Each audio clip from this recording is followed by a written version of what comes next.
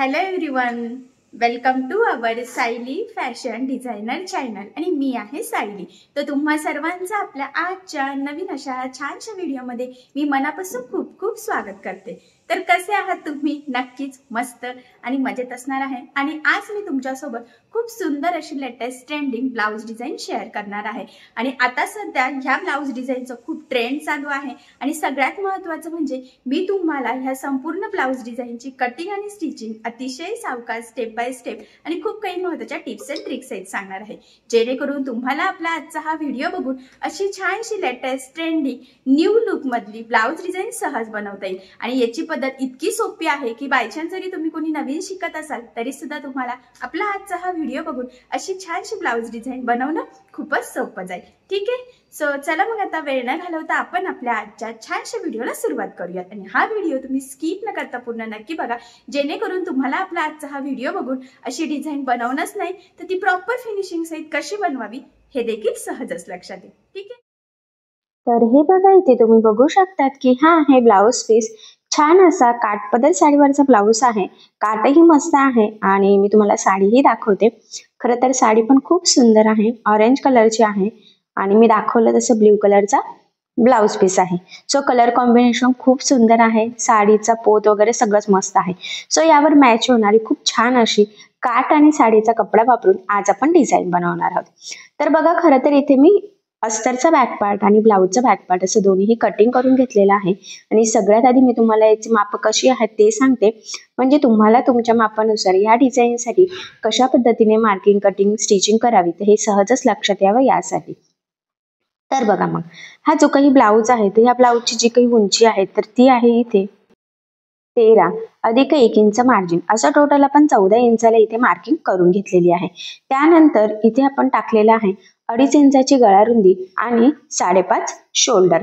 तर बघा, इथे 5.5 ला मार्किंग केलेली आहे. आणि याचा जो काही मुंडा आहे तर तो आपण इथे घेतलेला आहे 5.25 इंचाचा आणि 1.5 ला मार्किंग करून बॅक साईडच्या मुंड्याचा शेप सुद्धा इथे देऊन घेतलेला आहे. त्यानंतर इथून घेतलेला आहे आपण छातीचा चौथा भाग म्हणजे 8.5 अधिक 2 इंच मार्जिन, असं टोटल 10.5 ला मार्किंग करून या बॅक पार्टची आपण इथे खरं तर कटिंग करून घेतलेली आहे. त्यानंतर बॅक साईडच्या टक्स पॉईंटची मार्किंग केली. 2 इंच आपलं जे काही मार्जिन होतं, तुमचं 1.5 असेल तर 1.5 तेवढं सोडून मग तिथपर्यंत सेंटर पर्यंत पासून म्हणजे तिथून सेंटर पर्यंत किती आहे माप तर त्याचं निम्म घ्यायचं आणि अर्धा इंच साईडनी मार्क करायचं. तर अशा पद्धतीने टक्स टाकायचा आहे. जे कुठलीही साईज असो, मेथड एकच आहे. ठीक आहे, तर टक्स पॉईंटची सुद्धा मार्किंग करून घेतली. त्यानंतर याचा जो काही गळा आहे तर त्याची सुद्धा सिंपल गोल गळा आपण इथे मार्किंग केलेली आहे. तर बघा, गळा म्हणजे मागचा गळा होता 8, अर्धा इंच मार्जिन, असं टोटल आपण इथे 8.5 ला मार्किंग करून घेतलेली आहे. हा बॉक्स ड्रॉ केला आणि क्रॉस मध्ये 1 ला मार्किंग करून गोल गळ्याचा शेप सुद्धा दिलेला आहे. खरं तर आता गोल गळ्यावर आपण खूप सुंदर डिझाईन बनवणार आहोत, कारण बऱ्याचदा कस्टमरला गोलगळा हा खूप आवडत असतो आणि त्यावर ट्रेंडिंग अशी डिझाईन कशी बनवावी हे सुचतच नाही. तर ही डिझाईन तुम्ही नक्कीच ट्राय करू शकतात. तर मी थोडंसं डार्क करते जेणेकरून तुम्हाला ते क्लिअर दिसावं. खरं तर यासाठी आता गोल गळ्याची जी काही मार्किंग केलेली आहे तर तो गळा आपल्याला इथे लगेचच कट करून सुद्धा घ्यायचा आहे. तर बघा, मग ब्लाउजचा बॅक पार्ट साईडला ठेवते आणि जी मार्किंग केलेली आहे एक्झॅक्टली त्यावरच आपल्याला इथे कटिंग करून घ्यायचं आहे. ठीक आहे, तर परफेक्ट असा गोलाकार गळा आपला इथे रेडी झालेला आहे. आणि आता आपल्याला सगळ्यात आधी अस्तर आणि ब्लाउज पीसचा बॅक पार्ट एकमेकाला इथे जोडून घ्यायचा आहे. तर ही आपली बेसिक स्टेप आहे.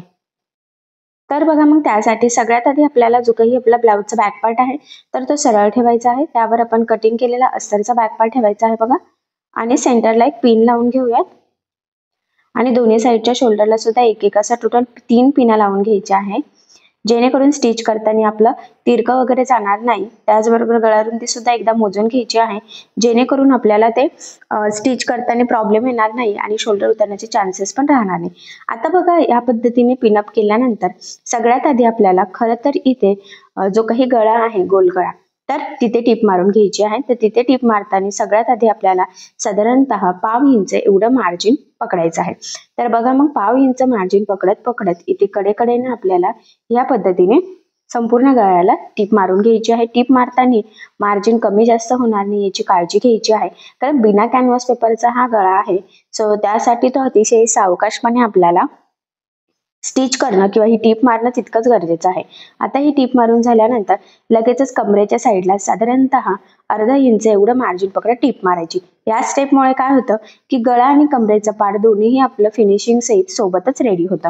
टीप मारल्यानंतर जे काही कमरेच्या साईडला एक्स्ट्राचं किंचितचं ब्लाऊज पीसचं फॅब्रिक असेल तर ते कट करायचं आणि गळ्याच्या मध्ये सुद्धा जे काही एक्स्ट्राचं फॅब्रिक आहे तर ते सुद्धा इथे कटिंग करून घ्यायचं आहे. त्यानंतर गळ्याला द्यायचे आहे छोटे छोटे कट्स, जेणेकरून ज्यावेळेस आपण हा बॅक पार्ट सरळ करू तर तो प्रॉपर असा गोल फिनिशिंग सहित सरळ व्हावा, त्यासाठी ही स्टेप खूप इम्पॉर्टंट आहे. तर बघा मग ह्या पद्धतीने मी व्यवस्थित ते सरळ करून घेतलेलं आहे. आणि आता आपल्याला सगळ्यात आधी द्यायची आहे दाबटीप. कुठे? गळ्याच्या साईडला. तर बघा मग लक्षात राहू द्या, दाबटीप देताना आपल्याला काळजी घ्यायची आहे की आपला अस्तरचा आतला जो काही कपडा आहे तर तो वरती दिसणार नाही, जेणेकरून आपली गळ्याची फिनिशिंग बिघडणार नाही. तर फिनिशिंगसाठी ही खूपच महत्त्वाची टीप आहे, तर ही तुम्ही आवर्जून फॉलो करायचीच आहे. तर बघा मग मी अतिशय सावकाशपणे खरं तर इथे ही दाबटीप देऊन घेतलेली आहे. ठीक आहे. यानंतर आता आपल्याला काय करायचं आहे, लगेचच कमरेच्या साईडला सुद्धा दाबटीप देऊन घ्यायची आहे. मी म्हटलंच होतं की गळा आणि कमरेचा पार्ट आपला दोन्हीही सोबतच इथे फिनिशिंग सहित रेडी होतो. सो त्यामुळे मग लगेचच कमरेच्या साईडला सुद्धा दाबटीप द्यायची आणि तिथे सुद्धा आतला अस्तरचा कपडा वरती दिसणार नाही याची काळजी घेतच आपल्याला ही दाबटीप टाकून घ्यायची आहे. हा पॉईंट खूप इम्पॉर्टंट आहे, कारण बऱ्याचदा अस्तरचा कपडा वरती दिसतो आणि ब्लाऊजचं सगळं लुकच बिघडतं. सो तसं होऊ देऊ नका. ठीक आहे. तर बघा किती प्रॉपर फिनिशिंग सहित आपला हा पार्ट रेडी झाला. त्यानंतर आता बघा ह्या पद्धतीने अस्तर आणि मेन फॅब्रिक आपल्याला जोडून घ्यायचं आहे. हे जोडताना जेवढं शक्य आहे तेवढं कमीत कमी मार्जिन आपल्याला पकडायचं आहे, कारण हे मार्जिन आपण कुठेही कॅल्क्युलेट केलेलं नसतं. हा पॉईंट खूप महत्वाचा आहे, तर लक्षात राहू द्या. आणि अजून एक महत्वाचं म्हणजे हे जोडताना कुठे गोळा होणार नाही, तिरकं जाणार नाही, तर या छोट्या मोठ्या गोष्टींची सुद्धा आपल्याला इथे काळजी घ्यायची आहे. तर बघा मग किती प्रॉपर फिनिशिंग सहित जोडलेला आहे. त्यानंतर ब्लाऊज पीसचा जो काही एक्स्ट्राचा कपडा आहे तर तो सुद्धा इथे कटिंग करून घ्यायचा आहे, म्हणजेच आपला परफेक्ट मापाचा बॅक पार्ट रेडी होईल. कारण तुम्हाला सगळ्यांनाच माहित आहे, अस्तरवर आपण परफेक्ट कटिंग करतो आणि ब्लाऊज पीसचा कपडा आपण थोडंसं एक्स्ट्राचं मार्जिन ठेवून कटिंग करत असतो, त्यामुळे ही स्टेप खूपच इम्पॉर्टंट आहे. तर बघा मग किती परफेक्ट असा आपला हा बॅक पार्ट इथपर्यंत रेडी झाला. त्यानंतर सेंटर पॉईंटची मार्किंग केलेली आहे आणि किती डिस्टन्स आहे तर तो एकदा मोजून घ्यायचा आहे. तर वरती आणि खाली अर्धा इंच आपल्याला खरं तर सोडून घ्यायचं आहे. इथे बघा जास्त सोडलं तरी सुद्धा चालणार आहे. आता बघूयात, मला असं वाटतंय की 3.5चा आपण इथे छोटासा पॅच रेडी करू शकतो, म्हणजे खूप कमी पण नाही होणार आणि खूप जास्त पण होणार नाही. तर आता हे तुमच्या गळ्यावर डिपेंड असेल, वर आणि खाली दोन्ही साईडला अर्धा इंच तरी सुटलं पाहिजे.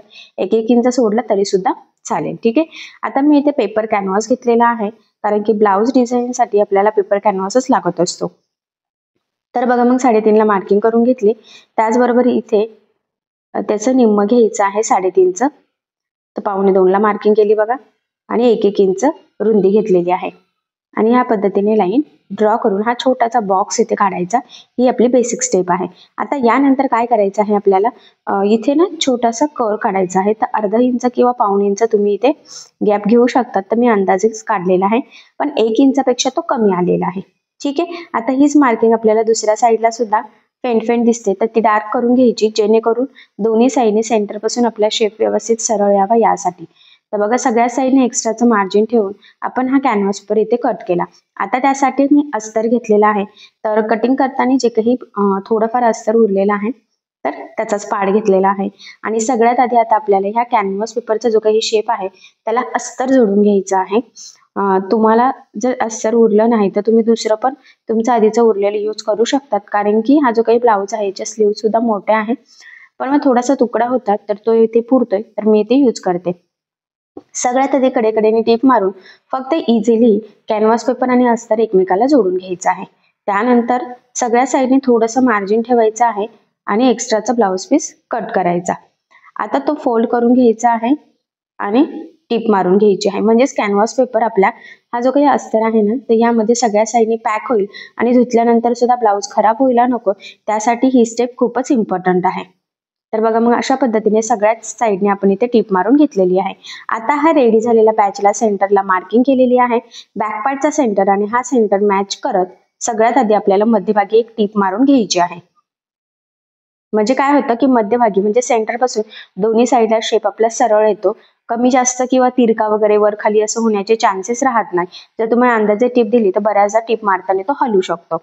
आणि आता जी काही आपण असा थोडासा गोलाकार शेप दिलेला आहे बघा, तर त्या शेपवर इथे टीप मारून घ्यायची आहे.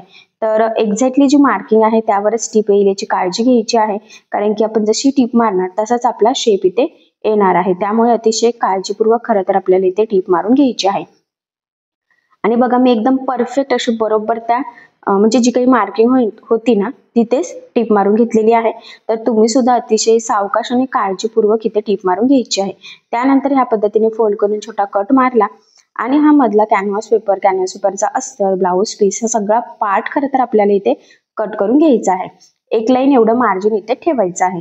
आणि आता या शेपला तिथे छोटे छोटे कट्स मारायचे आहे, जेणेकरून ज्यावेळेस आपण हा कॅनव्हास पेपर आतमध्ये फोल्ड करू तर प्रॉपर असा आपल्याला जसा शेप हवा आहे, जसा आपण ड्रॉ केलेला आहे तसा यावा.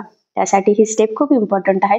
फक्त एवढंच आहे की कट्स मारताना कुठेही ब्लाऊजला कट जाणार नाही याची सुद्धा आपल्याला काळजी इथे घ्यायची आहे. आणि बघा मग आतमध्ये फोल्ड केलेला आहे, व्यवस्थित प्रेस करून घ्यायचं. आणि आता आपल्याला या शेपला कडेकडेने द्यायची आहे दाबटीप. तर बघा मग इथे दाबटीप देताना सुद्धा काळजी घ्यायची आहे की जो काही कॅनव्हास पेपर वगैरे लावलेला आहे ना तर त्याचा अस्तर वरती दिसणार नाही, म्हणजे आपल्या ब्लाऊजची डिझाईनची किंवा हा जो काही शेप आहे त्याची फिनिशिंग बिघडायला नको. त्यासाठी ही स्टेप खूपच इम्पॉर्टंट आहे, कारण बऱ्याचसा गडबडीत काय होतं, थोडाफार कपडा दिसतो आणि सगळं ब्लाऊज डिझाईनचं लुकच बिघडतं. सो तसं होऊ देऊ नका. आणि बघा मग इथे तुमच्या लक्षात येईल खरं तर किती छान प्रॉपर फिनिशिंग सहित आपला हा मधला शेप इथे रेडी झालेला आहे. बघा किती छान व्यवस्थित आलेला आहे. आता हा जो काही पार्ट आहे तर त्याच्या मापाचं मी इथे अस्तर कट करून घेतलेला आहे. आणि सध्या आता हा जो काही पार्ट आहे ना तर हा मी साईडला ठेवते. आणि साडीचा इथे 1/2 मीटर कपडा घेतलेला आहे. तर दोन्ही साईडने काठ होते तर ते काठ मी कट करून सेपरेट करून घेते आणि साईडला ठेवून घेतले. त्यानंतर जो काही साडीचा कपडा आहे ना तर तो आपल्याला किती लागतोय रुंदीला तर ते चेक करत मी ही पट्टी इथे कट करून घेते, कारण की बाही डिझाईनसाठी सुद्धा आपल्याला साडीचा कपडा हा लागणारच आहे. आता बघा सगळ्यात आधी काय करायचं, ही जी काही पट्टी आहे ना ती याला असे छोट्या छोट्या चून टाकायचे आहे, म्हणजेच प्लेट्स टाकायचे आहे.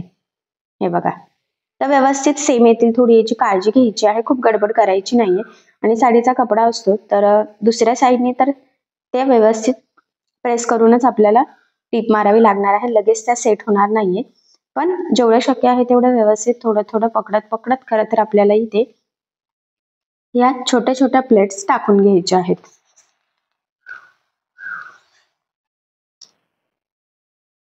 ठीक आहे. आणि त्यानंतर जे काही अस्तर आहे ना तर ते बघायचं आहे आणि त्याच्या बरोबर लांबीचे आपल्याला प्लेट्स टाकत हा पार्ट खरं तर इथे रेडी करायचा आहे. आता जेवढं होतं तेवढं सध्या झालेले आहेत प्लेट्स, तर दुसऱ्या साईडच्या सुद्धा जेवढं शक्य आहे तेवढं मी इथे सेट करत टीप मारून घेते. बघा तसं थोडं अवघड जातं, कारण की साडीचा कपडा असतो तो व्यवस्थित सेट होत नाही. काही काही कपडे लवकर सेट होतात, काही काही लवकर होत सुद्धा नसतात. तर बघा मग व्यवस्थित मी थोडं थोडं पकडत खरं तर ह्या प्लेट सेट करत इथे ही टीप मारून घेतलेली आहे. ठीक आहे. आता हे आपल्याला अस्तरला म्हणजे जो काही अस्तर आपण जॉईन केलेला आहे ना त्यासाठी आपल्याला हे व्यवस्थित लावून घ्यायचं आहे. आता आपल्याला तयार झालेला हा पार्ट अस्तर सहित पॅक करून घ्यायचा आहे. ठीक आहे. हे बघा ह्या पद्धतीने आता कडेकडेने म्हणजे चारी बाजूने करत आपण इथे टीप मारून घेऊयात, जेणेकरून ते व्यवस्थित आपला सगळ्या प्लेट सेट होतील आणि डिझाईन प्रॉपर अशी फिनिशिंग सहित रेडी व्हावा यासाठी. ठीक आहे. कुठे गोळा होणार नाही, तिरका जाणार नाही, तर या छोट्या मोठ्या गोष्टींची सुद्धा खरं तर इथे आपल्याला काळजी घ्यायची आहे. आता हे जोडून झाल्यानंतर जे काही एक्स्ट्राचं दिसते तर ते सगळंच आपण इथे कटिंग करून घेऊयात. त्यानंतर आता आपण जो काही आपला बॅक पार्ट आहे तिथे व्यवस्थित सेट होतंय का, बसतंय का ते चेक करायचं तर बरोबर आहे. ठीक आहे. आता काय आहे की हा जो काही पार्ट आहे ना तर मी बघा इथे मार्किंग करून घेतलेली आहे आणि आता ते फोल्ड करून सिंपल टीप मारूयात, म्हणजे तो कसा ना बॅक पार्टला खालच्या साईडने पण दिसणार नाही. त्याचबरोबर ही टीप मारल्याने त्याचा एक फायदा हा आहे की आपले धागे निघण्याचे चान्सेस राहणार नाही. तुम्ही इथे डायरेक्ट इंटरलॉक सुद्धा करू शकतात. आता मी ब्लाऊज कम्प्लीट झाल्यानंतरच इथे इंटरलॉक खरं तर करणार आहे, कारण करावंच लागेल, नाही तर धागे निघून ब्लाऊज लवकर खराब होईल. आणि बघा मग हा तयार केलेला छान छोटासा पॅच आपल्याला ह्या पद्धतीने इथे मध्यभागी लावून घ्यायचा आहे. तर जी काही दाबटीप दिलेली होती ना तर बरोबर त्याच लेवलमध्ये इथे टीप मारून घेणार आहोत आपण. हे बघा, अतिशय सावकाश दाखवते मी तुम्हाला, जेणेकरून तुम्हाला खरं तर ना आपला हा व्हिडिओ बघून अशी छान ट्रेंडिंग न्यू लुक मधली डिझाईन सहज बनवता यावी यासाठी. हे बघा, तर किती छान छोटासाच घेतलेला आहे खरं तर मी मधला शेप. तुम्हाला थोडासा ब्रॉड घ्यायचा असेल तर तुम्ही घेऊ शकता, पण मला काही तेवढी गरज वाटली नाही, कारण की काठ पण दिसला पाहिजे आणि काठाच्या मध्ये हा तयार झालेला छोटासा पॅच, तो सुद्धा साडीचा कपडा, म्हणजे ते कॉन्ट्रास्ट कलर कॉम्बिनेशन ना खरं तर खूप सुंदर दिसतंय. सो अशी डिझाईन गोलगळ्यावरची तुम्ही सुद्धा नक्की ट्राय करून बघा. आता बघा इथपर्यंत हे रेडी झालेलं आहे आणि यानंतर काय करायचं आहे आपल्याला, इथे ना एक लेस लावायची आहे. खरं तर तुम्ही तुमच्या आवडीनुसार कुठलीही लेस लावू शकतात, पण याचा काठ आहे ना तर तो सिल्वर येतोय, त्यामुळे याला गोल्डन लेस मॅच होत नाहीये. मग मी ते सिल्वर लेस लावून घेते. आता बघा महत्वाचा पॉइंट आहे तो म्हणजे लेस लावताना ज्या कलरची लेस असेल त्याच कलरचा धागा यूज करायचा. मी नेहमी सांगत असते, फिनिशिंगसाठी ते खूप इम्पॉर्टंट आहे. सो सगळ्यात आधी इथे मी धागा ओवून घेते आणि आता ही लेस लावायला सुरुवात करते. तर बघा हा मधल्या शेपसाठी ना मी एकदम बारीक अशी लेस घेतलेली आहे. खूप ब्रॉड घेतलेली नाहीये, कारण की ती कानाकोपऱ्यावर व्यवस्थित फोल्ड होणं तितकंच गरजेचं आहे आणि या कोपऱ्यावरती आपल्याला व्यवस्थित फोल्ड सुद्धा करायची आहे बघा. आणि पुन्हा तिथून फिरून आपण ह्या पूर्ण शेपला ही छान छोटीशी नाजूक अशी लेस लावून घेतलेली आहे. खरं तर इथे तुम्ही तुमच्या आवडीनुसार कुठलीही लेस यूज करू शकतात, म्हणजे ते तुमच्यावर किंवा तुमच्या कस्टमरवर डिपेंड आहे. आणि बघा ही लेस लावल्यावर ह्या लेसला मी डबल टिप देते. मी नेहमीच सांगत असते, लेस म्हणजे जाड बारीक कशीही असो, शक्यतो त्याला डबल टिप देत चालायची. त्याचे 2-3 फायदे असतात. महत्वाचं म्हणजे लेस पॅक लागली जाते, ती वरती तरंगत सुद्धा नाही आणि सगळ्यात इम्पॉर्टंट म्हणजे फिनिशिंग सुद्धा खूप सुंदर येते. तर बघा किती छान प्रॉपर फिनिशिंग आहेत. आपण ही लेस लावलेली आहे. त्यानंतर आता तशीच सिल्वर कलरची लेस मी इथे गळ्याला सुद्धा लावून घेते. खरं तर ती बारीक लेस ना माझी संपत आली होती, सो त्यामुळे मी फक्त त्या शेपलाच लावलेली आहे आणि वरचा जो काही गोलाकार शेप आहे तिथे थोडीशी ब्रॉड आहे, वेगळी म्हणजे थोडंसं वेगळी डिझाईन आहे, पण ती लेस इथे घेतलेली आहे. कारण की आता दुकानात जाणं म्हटलं की मग आता इथेच माझा हे जे काही डिझाईनचं काम आहे तर हे थांबलं असतं. सो म्हटलं असो, ही लेस सुद्धा मॅच होते आणि शेपला तर बारीक लावलेली आहे, सो त्यामुळे मग गळ्याला थोडीशी ब्रॉड लावू शकतो, असंही लुक छान येईल. आता तुम्ही सेम पण लावू शकतात किंवा वेगवेगळी सुद्धा यूज करू शकता, ठीक आहे. तर ते तुमच्यावर किंवा तुमच्या कस्टमरवर डिपेंड आहे. आता ही जी काही लेस आहे ते इथे सुद्धा बघा मी डबल टिप देऊन घेते, जेणेकरून ती लेस व्यवस्थित पॅक लागली जाईल प्रॉपर फिनिशिंग सहित. आणि बघा मग फायनली गळ्याच्या साईडने सुद्धा आपण खूप छान अशी इथे लेस लावून घेतलेली आहे आणि किती छान असं लुक सुद्धा खरं तर इथे आलेला आहे. सो फायनली मधला शेप आणि वरचा गोलगळा दोन्ही ठिकाणी मस्त असं सिल्वर कलर कॉम्बिनेशनची लेस यूज केलेली आहे. खाली कमरेच्या साईडला लावायची असेल तर लावू शकतात, नाही लावली तरी चालेल. आता खाली तर काटच आहे, त्यामुळे मी तर काही इथे लेस लावत नाहीये. जर तुमच्या ब्लाउजला काट नसेल तर तुम्ही खाली पण बॉर्डरला एखादी लेस लावू शकता, ठीक आहे. आता इथपर्यंत झाल्यानंतर आपल्याला इथे बॅक साईडला टाकायचे आहे टक्स. तर ते टक्स टाकून घेऊयात आता आपण. त्याआधी इथे मी नॉट लावून घेते. तर बघा रेडीमेड सिल्वर कलरची नॉट आपल्याला यूज करायची आहे. एका ब्लाऊजसाठी 1 मीटर नॉट सफिशियंट असते आणि बरोबर सेंटरमधून ती कट करायची. खरं तर याला फॅब्रिकचे लटकन बनवायचे आहेत की रेडीमेड तर हे अजून डिसाइडेड नाहीये, त्यामुळे मी सध्या फक्त नॉट लावून ठेवते. जर फॅब्रिकचे लटकन बनवणार असेल तर तुमच्यासोबत मी नक्कीच शेअर करेल आणि जर रेडीमेड असेल तर रेडीमेड, ठीक आहे. आता बघा ते एक साईडला लावून घेतलेलं आहे. तीच मार्किंग आता आपल्याला दुसऱ्या साईडला सुद्धा करून घ्यायची आहे आणि तिथे सुद्धा व्यवस्थित ते डबल टिप देऊन पॅक करून घ्यायचे आहे, कारण ते निघायला नको. बऱ्याचदा काय होतं की आपण एकच टिप मारतो आणि ते व्यवस्थित पॅक होत नाही, सो तसं होऊ देऊ नका, ठीक आहे. तर बघा मग अशा पद्धतीने छान असं आपण हे नॉट परफेक्ट लावून घेतलेले आहे. मी म्हटलं की लटकनचा अजून काही डिसाईड नाहीये. आणि आता यानंतर आपण इथे बॅक साईडला टक्स टाकून घेऊयात. खरं तर इथे आपण टक्स पॉईंटची मार्किंग ऑलरेडी केलेलीच आहे. ती मार्किंग बघा फेंट फेंट दिसते, तर पट्टीच्या सहाय्याने फक्त ती थोडी डार्क करून घेऊयात आणि मग ती जी काही लाईन ड्रॉ केली आहे त्यावर ह्या पद्धतीने फोल्ड करत अर्धा इंच असं मार्जिन पकडत तिरका टक्स आपल्याला इथे टाकून घ्यायचा आहे. तर तो आपण इथे टाकून घेऊयात. टक्सला सुरुवातीला आणि शेवटी डबल टिप देऊन लॉक करायचा आहे. त्याचबरोबर संपूर्ण टक्सला सुद्धा डबल टिप द्यायची आहे. तर हा पॉईंट खूप इम्पॉर्टंट आहे, तर लक्षात राहू द्या. सेम त्याच पद्धतीने दुसऱ्या साईडला सुद्धा फोल्ड करून तिरका टक्स आपण इथे टाकलेला आहे आणि तिथे सुद्धा डबल टिप दिली. सुरुवातीला डबल टिप देऊन लॉक सुद्धा करून घ्यायचा आहे, म्हणजे तिथून शिलाई निघणार नाही, अर्थातच ब्लाऊज सुद्धा आपला लवकर खराब होणार नाही. तर बघा इथपर्यंत आपला आता स्टिच झालेला आहे. आता पुढे काय करायचं एकदम महत्वाचा पॉईंट आहे, तर तो मी तुम्हाला सांगते. तर बघा मग आता आपण जी डिझाईन बनवलेली आहे मध्ये तिथे सेंटरला एक मार्किंग करायची आहे आणि आपल्याला इथे मोती लावायचे आहे. तर मोती म्हणजे व्हाईट कलरचे मणी, लक्षात राहू द्या. का? कारण आपल्या सिल्वर कलरची लेस यूज केलेली आहे, काठ सुद्धा सिल्वर आहे. जर गोल्डन असते तर आपण गोल्डन मनी इथे यूज केले असते. आणि मी एकदम बारीक साईजचे इथे घेतलेले आहे. तुम्ही यापेक्षा थोडे मोठे मीडियम साईजचे सुद्धा घेऊ शकतात, पण मला इथे एकदम छान छोटेसे नाजूक हवे होते, सो त्यामुळे मग मी इथे छोटेसेच घेतलेले आहे. ठीक आहे. तर बघा सुई धाग्याने व्यवस्थित एका प्लेट्समध्ये ते मणी लावून घेतले. इथे गाठ टाकून घ्यायची आहे आणि फायनली बघा मग किती छान असं न्यू ट्रेंडिंग लुक सहित आपली ही काठपदर साडीवर काठ आणि साडीचा 1/2 मीटर कपडा यूज करून गोल गळ्यावर खूप सुंदर अशी ट्रेंडिंग डिझाईन तयार झालेली आहे. सो अशी छानशी डिझाईन तुम्ही नक्की ट्राय करून बघा. नक्कीच या डिझाईनमुळे आपल्या साडीला आणि ब्लाऊजला खूप सुंदर असे लुक येईल. सो ब्लाऊजचं फायनल लुक मी तुम्हाला दाखवते. तर बघा मग फायनली आपला ब्लाऊज कंप्लीट झालेला आहे आणि तुम्ही इथे बघू शकता की किती सुंदर अशी ही डिझाईन दिसते.